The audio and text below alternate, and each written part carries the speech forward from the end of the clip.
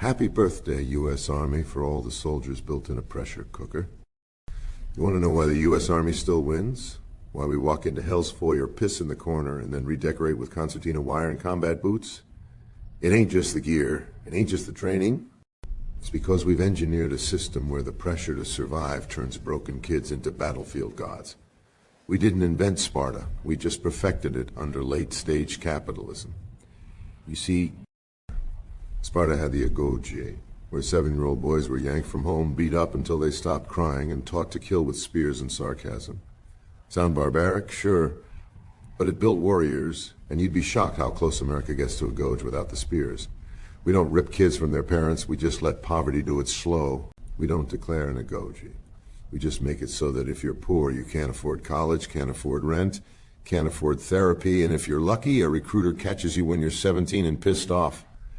Maybe your dad's long gone. Maybe your mom's strung out. Maybe you're sleeping in your car, telling yourself it's just until things settle down.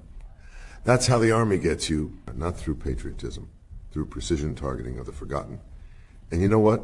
It works, because those same kids, once they're through basic, once they've had every soft edge sanded off by screaming NCOs, once they've run with broken ankles and stood still under live fire, those same kids become monsters in the best sense of the word.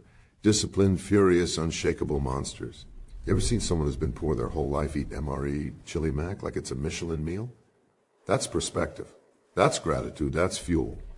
We built an army out of the cracks in America's foundation. We didn't fill those cracks. We trained people to climb out of them. And once you've climbed out of a 40-hour work week at Wendy's that still doesn't cover insulin, combat doesn't scare you anymore.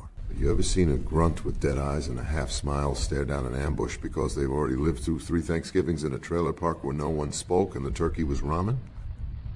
That's armor, not Kevlar. Experience. So when folks say the Army's too soft now, that we're too diverse, too woke, I laugh. Because the thing they don't get is trauma doesn't care about politics. Pain is an equal opportunity boot camp. We're elite because we take everyone America forgot, passed over, gave up on. And we forge them into a goddamn hammer. Not everyone survives the forge. Some burn out, some fall through. That's the tragedy. But those who make it, they come out with calluses where most folks keep feelings. And when that birthday rolls around like it does this June, and we're all giving the Army its due, throwing flags up and saying hooah into our coffee, just remember what it really is.